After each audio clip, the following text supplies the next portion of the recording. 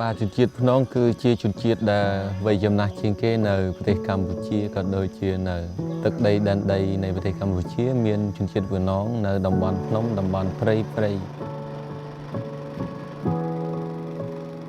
យើងគិតថាទន្លេជំធានធម្មជាតិទាំងអស់គឺផ្សារភ្ជាប់ទៅលើជនជាតិដើមភាគតិច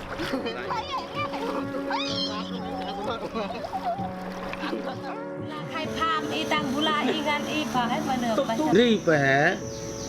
វាប្រឡាក់បុយតោបរមីបតោព្រោះថាយើងមិនចង់ឲ្យបាត់បង់ដោយសារគេមានពាក្យមួយម៉ាត់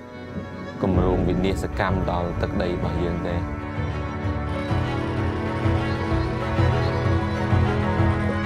Peru se exilé pour balayer l'ennemi et si exilé pour prendre la terre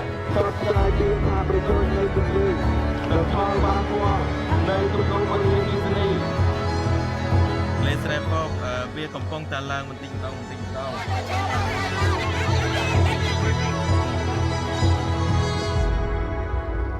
If the judiciary is seen by the people as a fear place, what is happening to the society?